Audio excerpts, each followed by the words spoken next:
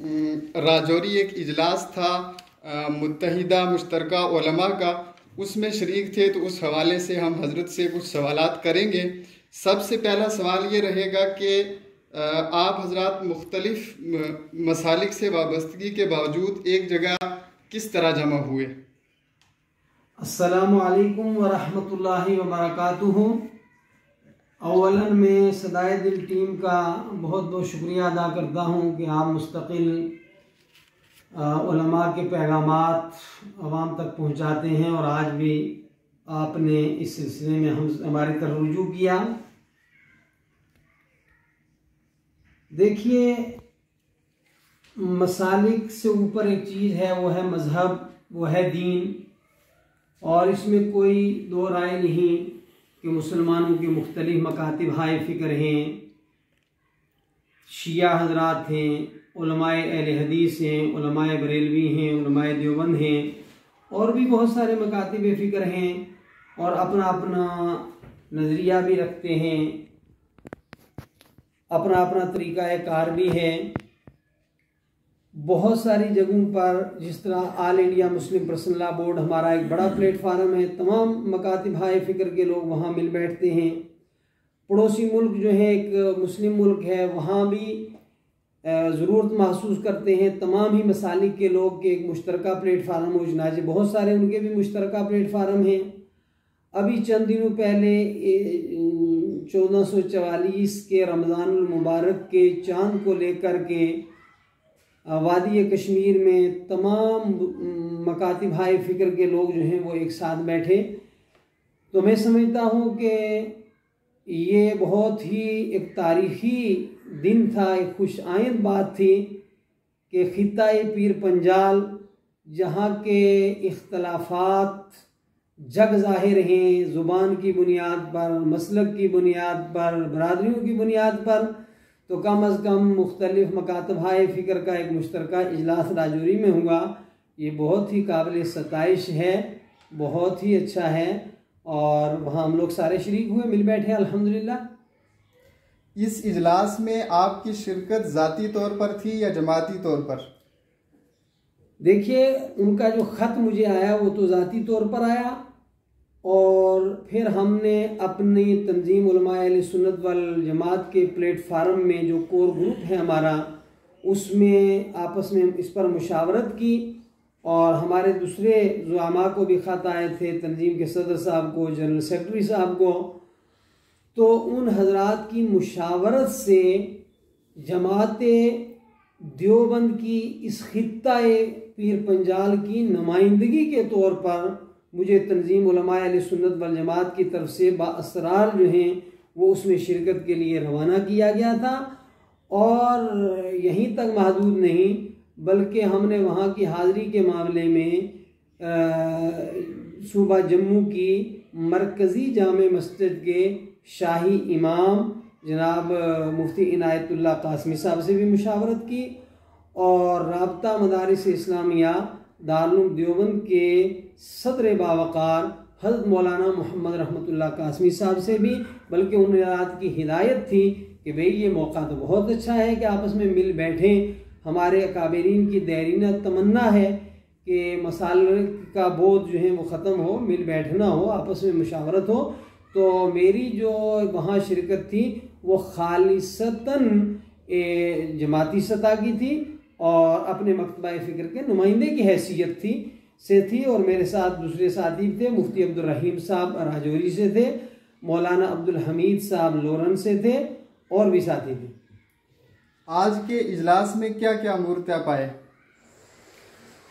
देखिए, पहली बात तो आज के इजलास की ये रही कि उन हजरात ने हमें मदऊ भी किया, और मदऊ करने के बाद पूरा उन्होंने एहतराम दिया, पूरी इज्जत दी, बड़े खुलेपन के साथ उन्होंने हमें बात करने का मौका दिया, और ख़ुद भी उन्होंने खुल करके बात की। एक तो हम ये वहाँ बात सामने आई कि इस इंतशार को कम तर करने के लिए अगर ख़ित्ता की सूबा की जो है वो एक रुयत हलाल कमेटी तश्कील दी जाए, तो हमने उसकी तायद की कि रुयत हलाल कमेटी होनी चाहिए, मगर इन शराइत के साथ कि एक तो वादी के उलमा के इश्तराक के साथ हो। नंबर 2 पर यह कि तमाम ही मसालक के अफराद उसमें शरीक रहें और कमेटी को तश्कील देते हुए मुफ्ती इनायतुल्लाह कासमी साहब को शरीक रखा जाए। इस तरीके से हमारा ये तय हुआ कि ये काम जल्दी में नहीं हो सकता, रमज़ानुल मुबारक के बाद ये जो है वो होगा और इसके लिए आर्जी अबूरी तौर पर जो है वो सदर का भी इंतखाब कर लिया गया। ईद उल फितर और शब कदर के ताल्लुक से क्या उसमें तय हुआ? देखिए, उन हजरात ने भी जो बात रखी बड़ी खलूस के साथ, उन्होंने कहा कि देखो हमारा कोई इसमें बुग़्ज़ हसद नहीं, बल्कि पूरी रियासत में कहीं चांद नज़र नहीं आया, इसलिए हमने जो है वो जुमे को रोज़े का ऐलान किया, लिहाजा शब कदर ईद जो है उसी तरतीब से होगी।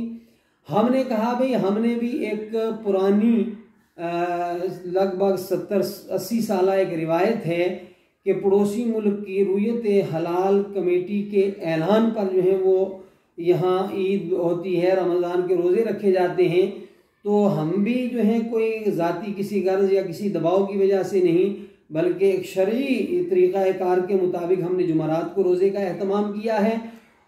तो बहरहाल इस मामले में दोनों हज़रात अपने अपने मौक़िफ़ पर रहे। उन्होंने कहा कि हमारा रोज़ा जुमा से है और अभी तो हमारी रुयत हलाल कमेटी बनी नहीं, लिहाजा हम जो है वो 18 अप्रैल को शब कद्र मनाएंगे और उसी एतबार से एतकाफ़ भी करेंगे। और हमने भी कहा कि हम भी अपने अमल के एतबार से जो हमारा मौक़िफ़ है उसके एतबार से 17 अप्रैल को जो है वो रोज़े का अपना शब कद्र का एहतमाम करेंगे और इसी तरह जो है ईद भी मनाएंगे। ताहम ये दुआ मुश्तरका तौर पर की गई कि अल्लाह ताला को ऐसी शक्ल निकालें कि ईद हमारी जो है वो मुश्तरक हो जाए और इसकी उम्मीद भी है। ज़ाती तौर पर आप क्या समझते हैं कि इस तरह का बैनुल मसालिक प्रोग्राम आइंदा भी होंगे? देखिए, आज जिस खुशगवार माहौल के अंदर हमारी बातचीत हुई और ख़ास तौर पर इस खित्ते के मसाइल को ले करके, तो मैं समझता हूँ एक बहुत अच्छी पहल है और हमें कुरान और हदीस में हुस्न ज़न का जो है वो मुकल्लफ बनाया गया है। हम हुस्न ज़न रखते हैं कि इंशाअल्लाह ये कारवां आगे बढ़ेगा।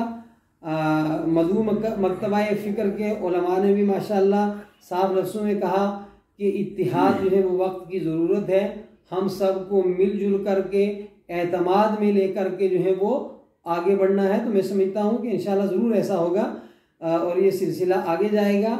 शर्त ये है कि जानिबैन के मुतशद्दिद जियाले जो हैं वो अपने अंदर नरमी लाएँ और मिल्लत के मुश्तरका मफादात के लिए दुआ भी करें और उसकी हौसला अफजाई भी करें। जज़ाकल्लाहु खैरा। एक ये बात भी वहाँ आई कि भाई ग्रैंड मुफ्ती साहब के को किस नज़रिए से देखते हैं, तो उन्होंने अपना मौक़िफ़ वहाँ बयान किया और हमने कहा कि भाई मुफ्ती आज़म तो मुफ्ती आज़म ही है, उनकी शख्सियत कम अज़ कम मेरे तबसरे से बाला है। तो इस तरह उम्मीद है कि एक अच्छी राह निकलेगी। अच्छा, जज़ाकल्लाहु खैरा। हमें उम्मीद है कि बहुत सारे अहबाब को जो इश्कालात थे वो इस गुफ्तगू के बाद दूर हो जाएंगे और इस तरह के मज़ीद कमेंट्स हमें देखने को नहीं मिलेंगे।